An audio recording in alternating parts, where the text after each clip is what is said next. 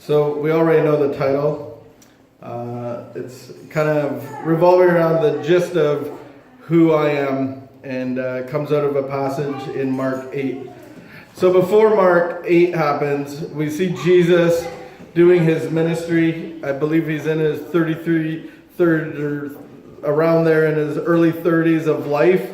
And he's doing all this cool stuff, and he's got a crew with him. He's got a gang. He's got people following them around, and it's chaos. And right before this happens, he feeds 5,000 people. I believe he had a couple loaves and a couple fish, and the miracle of producing more than you had has happened. And then he walks on water. He heals a deaf and mute man.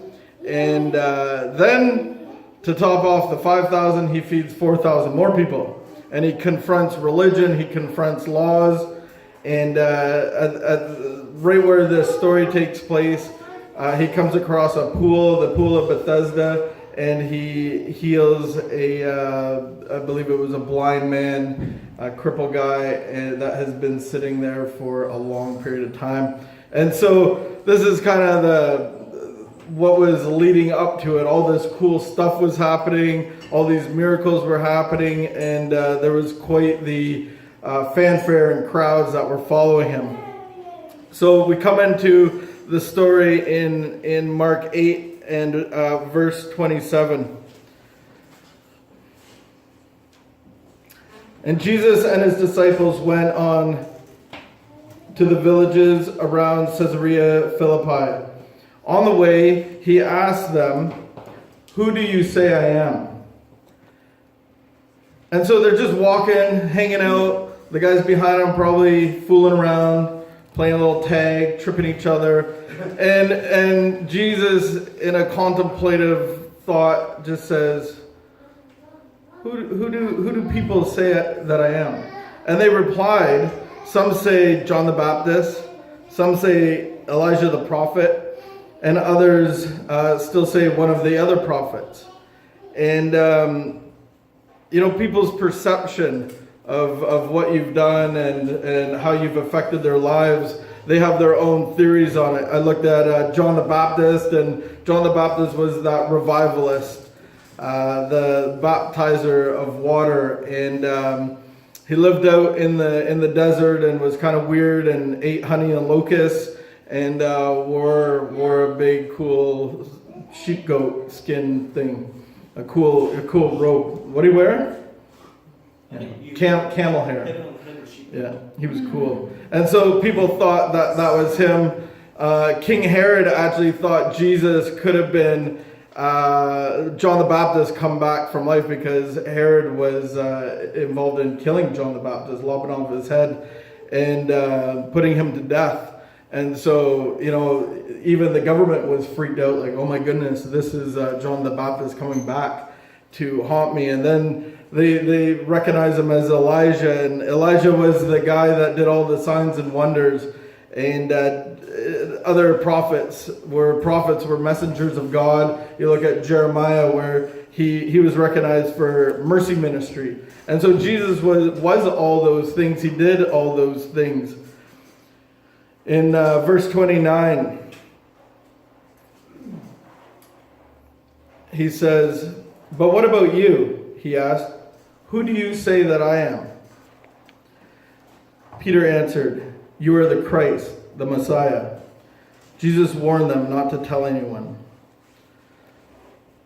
And so Peter, the guy that had been following with him, the guy that quit his job, the guy that quit everything and left everything that he knew, he's following Jesus around, and he recognizes that he's the Messiah. Messiah meaning Savior. There was like 353 prophecies in the Bible referring to Jesus, referring to a coming Savior of the Jewish people. So I think a lot of people were waiting for a king to arise to take over the land, to kill all the enemies. But Peter had understood it a little differently. Probably not the whole picture, but Peter understood that he was the Messiah, the promised returner of the Savior of the Jews. Probably didn't understand the whole thing, but I think he understood it more than other people would have. And Jesus at the end says, shh, don't tell anyone. I thought that was interesting, and I was contemplating why he would say that. I think number one, I think Jesus wants people to come to this realization on their own. And I think the other thing is the word Messiah could be confusing to people, and especially to the Jewish people that have been oppressed and in slavery, and they're just looking for their king to arise and take his throne. And so if they figure out that this is the Messiah, they would treat him very differently. They would treat him like royalty, and he would have a hard time doing what he came to do. There would be an uprising. Imagine this is the king of the Jews, and all of a sudden he's going to the cross. It would be a little bit different of a story, so to say.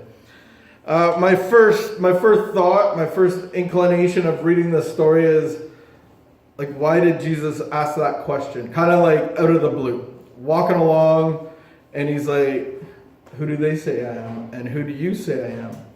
And it was like this pop quiz maybe. But it's funny because I've often heard about people saying who I am, because people working at a treatment center for a long amount of time, there's a couple different perceptions. There's the perception of the guy that graduates, and like, yeah, Jon Ruby, he's fair and he's great, and deals with stuff, and he's assertive, and and he keeps the rules and makes sure everybody follows them. And then there's a crew of people down at the mission, and their view is very different of who Jon Ruby is. And I remember meeting this guy that works with a lot of guys in Alcoholics Anonymous. And he shakes my hand and I said, hey, I'm John. He's like, oh, you're Jon Ruby. Wow, you've come up a lot on people's fourths. And that's taking the inventory and resentments. So, hey. But it's interesting of people's perspective of depending on where they are. So I think Jesus had the same quandary of who do people say that I am? And if you look at a woman like Martha Stewart, she was invited into our home. She had a show, and she taught us how to cook, and she has her own cookware and line, and we buy it all, and then she goes to jail. Like, who the heck is this woman? I thought I knew her. Or you look at Theo Fleury, and he's a gritty forward, and he's a short little guy, but he's furious on the ice for the Calgary Flames, and he was a high-scoring guy, and he was very popular. And then you find out that he was using drugs the whole time, and then sex abuse and all this, and it's like, did we even know who he was? And you look at Pete Rose. Did he gamble? Did he played baseball? Johnny's like, yeah, he gambled. He did gamble. And you look at O.J. Simpson and the crazy story of, you think you've invited these TV personalities into your house for so long, and you see their stats, and you follow them week in and week out, and you buy the cookbook, and next thing you know, it's like, wow, we didn't even know who this person was. And I think Jesus is asking the question for his disciples to see if they knew him as Savior, and basically asking the question, do you need me? Do you need me as a Savior? And I think it's a good question for us to ask, is, do we need a Savior? And if you look at the names Jesus had been called. He was called a drunkard. These are the ones that I could find. He was probably called a lot more things, but he was actually called a drunkard. He was accused with working with Satan. He was a blasphemer. He was a treasoner. Treasoness? Moving on. No one's helping me. He was accused of treason. So that would make him treasonous. We'll look it up later. A false prophet, a divider. But the thing was, he never answered an accuser. If you look at his life, he never answered back. And there's a concept there because he knew who he was.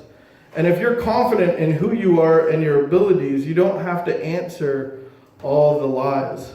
And the concept is when we defend ourselves, we actually come under the power of the person that's accusing us. You look at this story in the first book in the Bible, in Adam and Eve. And the serpent, Satan, says to Eve, surely you will not die. God just doesn't want the best for you. And she answers back, but comes under the power of the enemy. And gets kicked out of the garden, and here we are today. And you look at Jesus, never even defended himself going to the cross. You know, they put a thorn crown on him, he's bleeding, they're punching him, and all this time, he's holding them together. He's their life source, he's God, he's their creator. Imagine the power that he has that he didn't use because he knew who he was and what he came to do. That blows my mind because I don't think I would be able to do that. How has defending yourself worked in your life? It hasn't worked so great in my life. And I know in our marriage, me and Vicky are married, and we just celebrated 15 years and been together about 22, and we've had our ups and downs, and especially in the last quarter, we've really been aware of defending ourselves. And unfortunately, we give ourselves a lot of practice, it seems like, and we're not evil-willed and we're not mean-intentioned, but we say dumb things. Okay, one of us says a lot more dumb things than the other. That would be me. And so, but we do have lots of practice at not defending ourselves. But it is hard. And you hear things like, you never. Why are you always? Fill in the blank. Why are you so, fill in the blank, right? That's accusations. The second thought that I had, and I look at a conversation, and it happened a dozen times this morning because I'm aware of it now. But the conversation happens like a tennis game, right? There's a back and forth always. And, if I said, hey, how you doing? You would say, good. And you, how are you doing? I'm doing okay. And hey, where do you work? Well, I work at Giant Tiger. Hey, where do you work? And we kind of reciprocate like that. And I realized this concept in 2005 when I was at a rehab center and reintegrating back into life. And I took the Alpha course and I was starting to go to church and whatnot. And I remember I was so careful not to ask, especially men, what they did. Because I didn't want them asking me what I did. Because I didn't want to really say, well, I'm at a homeless shelter going to rehab. Pride. That's all that was. It's okay to go to a homeless shelter and go to rehab. That's good stuff. But I was so prideful that I didn't want anybody to know. So here's my thought. I think Jesus, when he asked the question, who do you say I am? I think there's a natural response of, okay, we nailed it. You're the Messiah. You're our Savior. My next question would be like, who do you say I am? Because that would be cool. Because I've heard all these other people down on the mission saying who I am. I want to hear right from Jesus, the Messiah, the Creator of me, to tell me who I am. I think that would be, to me, that would be my next go-to. I would rather have Jesus define me and hear one word from Jesus about who I am than 100 words about who you think I am. I want my true identity to be spoken by Jesus. And I know in the last 10 years I've had lots of opportunities for that to happen. And I've been in settings and conferences where Jesus really has spoken into who I am. And that's, out of anything, has really stuck and really helped me overcome any false identities. And we get our false identities from our wounding. And just at the conference that we were at, we look at the wounding and how we've lived out of those accusations. You're bad. You're no good. You'll never amount to anything. All those things. In the account of Matthew 16 of the same story, Jesus actually says about Peter that you are the rock on which I'm going to build my church upon, and that the gates of hell will not overthrow it. How about that?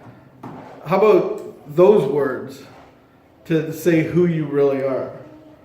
Like if somebody says, you forgot that. I'd be like, I'm the rock. Jesus told me. Hell's of gates will never overthrow me. You and your little accusations have no power. I am the rock, Peter. The church will be built on me, on this fine identity. I would use that probably over and over. Wife, you cannot make me. I am the rock. But then a few lines later, as Jesus defines Peter as the rock, and it's about 10 lines later in verse 31. It's really interesting how this turned very quickly.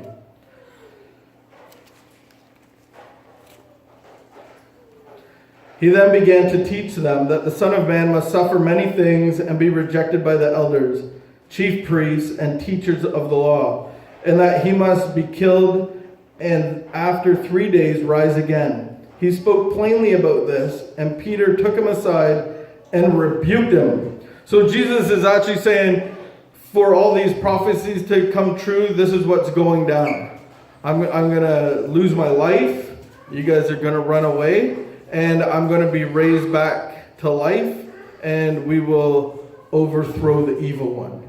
And so Peter's understanding of who Jesus was, really wasn't complete.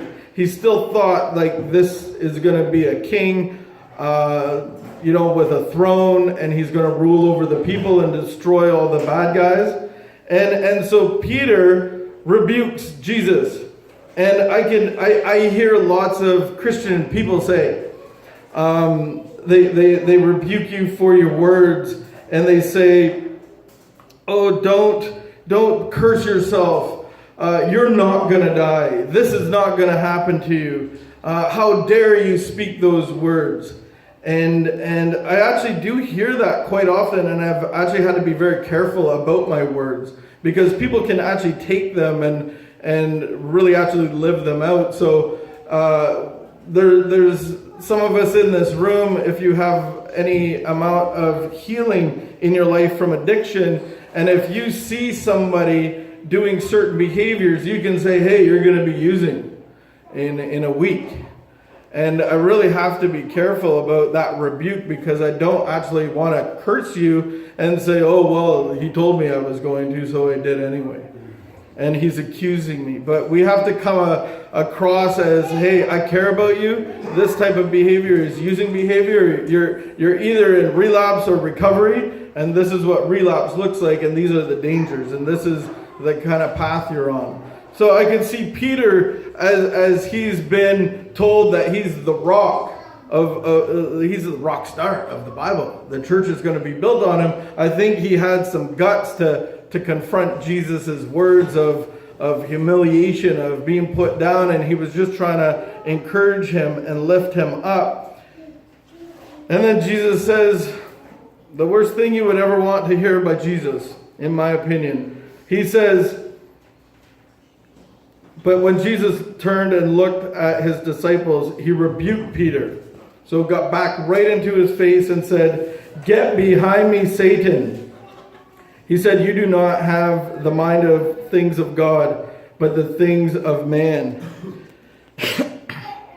And I think Peter was just reacting out of his fear, out of the misinterpretation of who he thought Jesus was. And I think so many times we react out of our fears and insecurity, pride, and emotions. But it doesn't have to define us. So in one instance, Jesus is being like, you're my rock, Peter, thumbs up. The church is going to be built on you. That's pretty cool. And then he's like, just called him Satan? And I don't think he's defined as Satan, but Jesus was calling him out on reacting out of his fear and insecurities. But imagine that's a hard pill to swallow, right? I was the rock, and now I'm being compared to Satan. That's a bad day for Peter. It went from good to bad, and it's just not a good day when Jesus calls you Satan in front of your friends. You're like, but I was the rock. I am the rock. Am I not the rock now?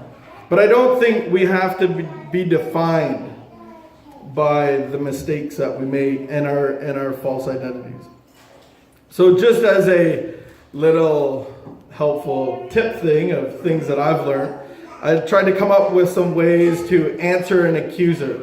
Because the reality is, you're probably being accused all day long of something by mistake. If you're married or live at a treatment center with a bunch of guys, man, by accident and just by nature, there's accusations that are happening. And really what we don't want to do is come under the power of them and have them not define us. So I think a really good way of, and I look at it as a little bit of fire or kindling wood. And once I start answering back, it's like I'm blowing on that. And it just gets into a fireball. And I just want to smother that. And I think one of the best ways is I can actually admit to acting like that sometimes. You're so self-centered. No, I'm not. Right? But the thing is that my self-centeredness doesn't have to define me. It's not who I am, but I do act like it sometimes. I do put myself first sometimes.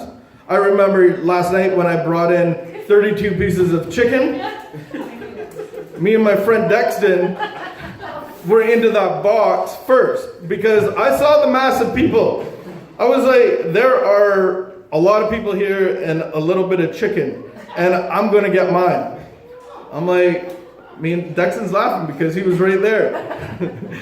He got hit. But self-centeredness, it doesn't define who I am. But I can be it sometimes. So I can actually say, hey man, yeah, sometimes I act self-centered. I'm working on stuff. Quit it. Where's the chicken?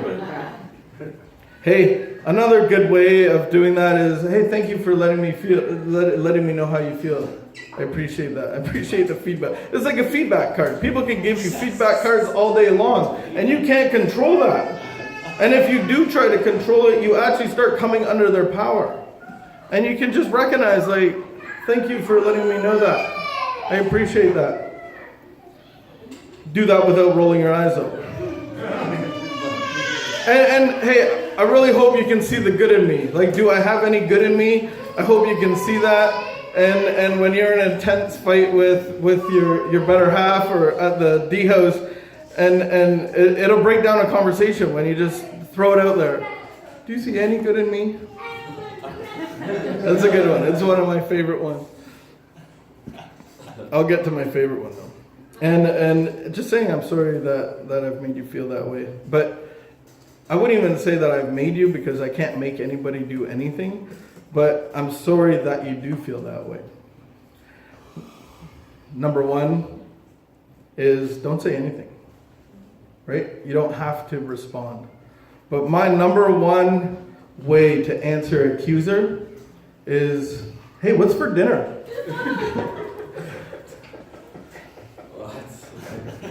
You don't have to use that one. That's probably a form of denial. I'm just deflection. There it is. I watched a movie the other day. The guys got to watch it at Band of Brothers, but I didn't watch it. And they said it was really good, and it was a war movie. Typically, I don't like war movies because they're all kind of the same. And people love this movie. It was called Hacksaw Ridge. And so when I got home, I watched it with Vicky, and I couldn't believe how great of a story and how well it fit in with what we're talking about. There's this dude called Desmond Doss, and it's a true story. He was a brave man, and there was an accident that happened in the street, and this guy was bleeding out of his leg, and Doss comes and actually puts a tourniquet on him, and no one else reacted. Doss was the only one that got down there, took off his belt, covered in blood, and he goes with the guy, and basically the doctor says, whoever put this tourniquet on saved his life. And so he thought that was really cool, and as he's waiting for his belt or something, he sees the pretty girl. And the pretty girl's the nurse, and asks why he's standing there, and he's like, well, what are you doing? And she's like, I'm the blood lady. And he's like, oh, I'm giving blood. So he had to say, that's commitment. and he donates his blood. And so they get married, and I don't want to wreck the story. So I'm sorry if I'm wrecking the story.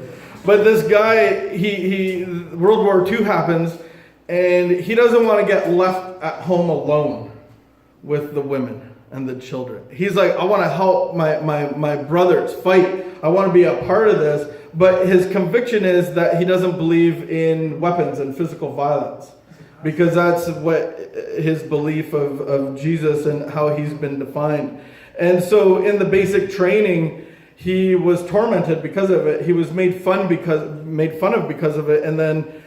But you can see why, because this guy won't pick up a gun, and you're now the weakest link of the chain, and this is life and death. This is no joke. Pick up a gun and fight like a man. And he gets beat up one night, beat up, and he doesn't tell nobody, and he doesn't say who it was, and they kind of respected him, and he stood by. I would say he stood by his guns, but and he stood by his who he was, his convictions.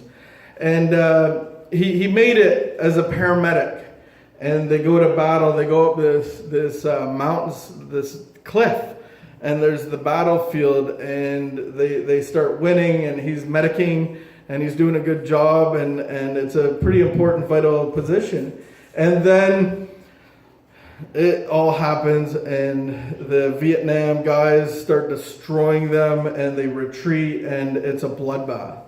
And Desmond Doss, everybody retreats, and he's there by himself through the night, and he's dragged 75 men and lowered them down and saved their lives. And so it's this cool story of just seeing how God protected him, that he had his mission, that he didn't sway of, oh no, you have to be like everybody else and carry a gun. And to see how God used him and protected him to save that many men and to be recognized on the battlefield, he gets home and he collapses. He's so tired, and he ended up saving his general, his main guy, on the battlefield. And so they go a couple days later. They have to go back out, and they wait at the bottom of the cliff, and they wait till Doss finished praying, and he's the only guy in America that got a Medal of Honor without firing a shot. So it's this cool story, and I know I've said it before, but if your true identity comes out of who God says you are, and you really understanding who God is and how that's important in your life, I look at the contrast between the thermometer and the thermostat. And I look at the thermometer as our false identities, and the thermometer is affected by its environment. If it's hot, I go up. If it's cool, I go down. And if you look at the thermostat, it actually affects your environment. And so God has really given us that ability to affect our environment wherever we go. We don't have to be put up and down and be affected by everybody around us. Hey, carry a gun. Hey, you're this, you're that. If we know our true identity and who God has made us, then we can be that thermostat and really be the Desmond Doss of your community. It might not look like the Vietnam War, thank God. I watched that movie and I was like, yeah, I couldn't do that. Like, I don't think I could do that. I don't think I could go to war like that. Maybe be a cook or something. But I think one of the I've run small groups and stuff, and I've come up with a lot of questions. And the one that really makes men kind of look down and look away, like, don't ask me that, is, who are you? Because a lot of us can't define that. And a lot of us can define it by what we've done and why we are where we are and what we've done for work and relationships that we had. But I really believe that God has called us to be a thermostat, to give us a true identity. And I think we're all called to be Desmond Dosses on the battlefield. There's a battle going on. And how many lives in a battle can you affect? If you're living out of your true identity, then you can affect hundreds of lives. So I'm just going to ask Joel to come up. Hey, Joel. He's going to play a song. If you want a little paper and a pen, they're right there. And I'm going to ask the question, God, who do you say that I am?